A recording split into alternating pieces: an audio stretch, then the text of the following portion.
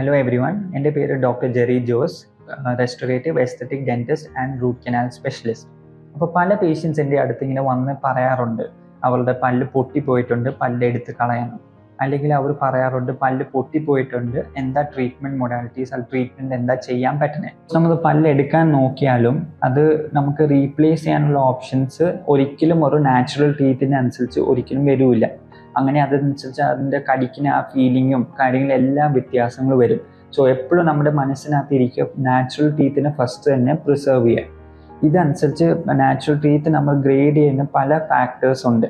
കടിയുണ്ട്, പല്ലിൻ്റെ മോണേൻ്റെ ശക്തിയും കാര്യങ്ങളും, അതിൻ്റെ സറൗണ്ടിങ് സ്ട്രക്ചേഴ്സ് എങ്ങനെയുണ്ട്, പല്ലിൻ്റെ ഷേപ്പ്, സൈസ്, അതിൻ്റെ ലൊക്കേഷൻ, പല്ലിൻ്റെ ലൊക്കേഷൻ കൂടിയാണ് നമ്മൾ നോക്കിയിട്ട് അസസ് ചെയ്യുന്നത്.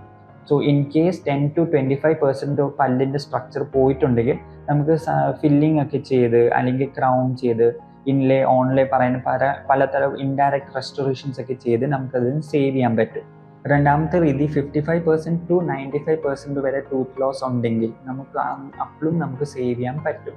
സേവ് ചെയ്യുന്ന രീതി പറഞ്ഞാൽ റൂട്ട് കനാൽ ട്രീറ്റ്മെൻ്റ് ഒക്കെ ചെയ്തിട്ട് നമുക്ക് പോസ്റ്റ് എൻഡോഡോണ്ടിക് റെസ്റ്റോറേഷൻസ്, ഫൈബർ പോസ്റ്റ് അല്ലെങ്കിൽ പോസ്റ്റ് പല്ലിനകത്ത് വെച്ചിട്ട് നമുക്കത് സപ്പോർട്ട് ആർട്ടിഫിഷ്യലി ബിൽഡ് ചെയ്തിട്ട് നമുക്ക് ബാക്കി റെസ്റ്റോറേഷൻസ് ഒക്കെ ചെയ്ത് നമുക്ക് സേവ് ചെയ്യാം. പുതിയ തരം റെസ്റ്റോറേഷൻസ് ഇപ്പോഴും ഉണ്ട് സേവ് ചെയ്യാൻ വേണ്ടി. ഇൻ കേസ് ഫൈബർ പോസ്റ്റ് നടക്കില്ലെങ്കിലും അല്ലെങ്കിൽ ചെയ്യാൻ പറ്റിയില്ലെങ്കിലും അല്ലെങ്കിൽ ടൂത്ത് സ്ട്രക്ചർ അത്രയും ബാഡായിട്ട് ഇരിക്കുകയാണെങ്കിൽ അതാണ് ബയോമിമെറ്റിക് റെസ്റ്റോറേഷൻസ്. ഇംപ്ലാന്റ് അല്ലെങ്കിൽ വെപ്പ് പല്ല് നമ്മൾ വെക്കാൻ നോക്കിയാലും അത് ഒരിക്കലും ഒരു നാച്ചുറൽ ടീത്തിൻ്റെ ഫീലിംഗ് കിട്ടില്ല.